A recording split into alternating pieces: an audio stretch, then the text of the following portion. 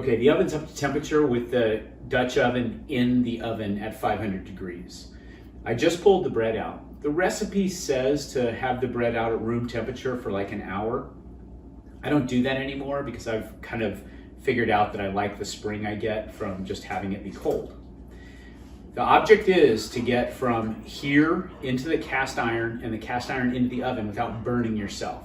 There's a few other operations we're gonna do in the meantime. That's why I cut out the parchment.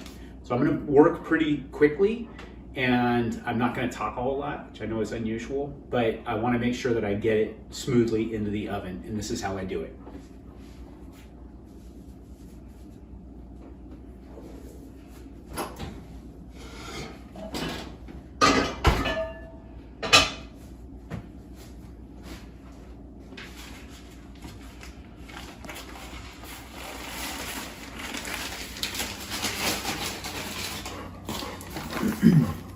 This is cornmeal.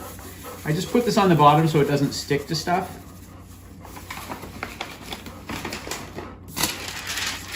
Parchment over that, peel over that, flip all over.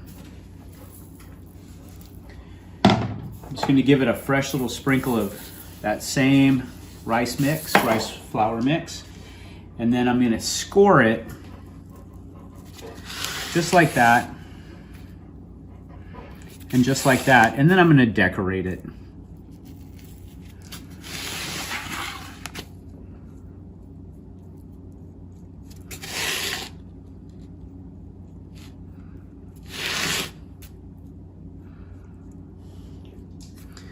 Then I'm gonna give it one last score, just a little bit of an angle.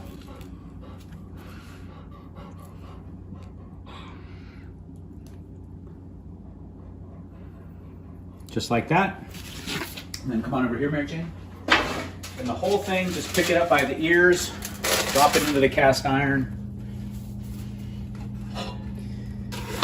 Lid on top. Into the oven. And now we set the temperature down to 480. Timer for 45, that's the total cook time. Timer for 30, that's how long it's gonna be in the Dutch oven. So we'll be back here in 30 minutes and we'll show you what it looks like. It's gonna steam in there and cook and expand, hopefully, and then we'll pull it out and put it on the pizza stone. So here's the moment of truth. I never know how it's gonna come out, although I'm pretty confident it's gonna come out well. So we're gonna take the top off. And look at that beautiful, beautiful ball. Now this is where you want to be really careful. Don't burn yourself.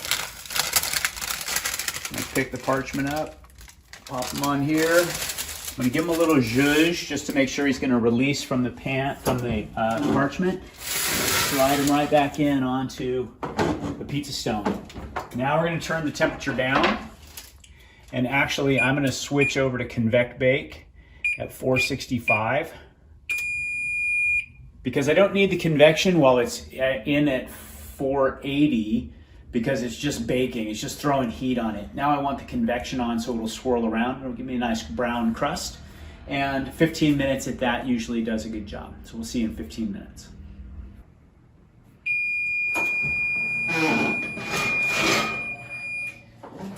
All right, here you go. So, slicing the bread allows it to open and expand. The decorations came out nice and clear. That's having that super sharp razor blade.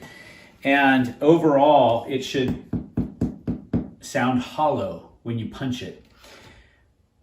I'm gonna let this cool. As a brand new bread baker, this is probably the hardest part, is letting the bread cool.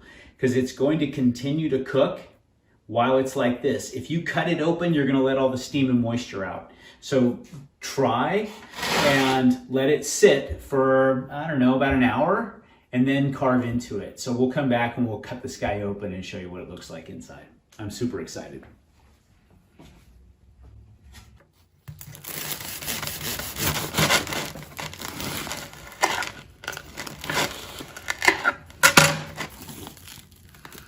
So I love seeing the bubbles. I love seeing, you can see how the heat drove the bubbles up. That's called the crumb. It's gorgeous. Still just a little damp, but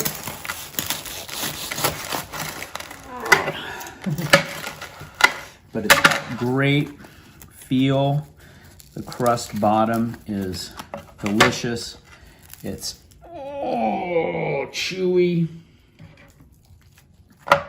And I'm telling you, no more store-bought bread.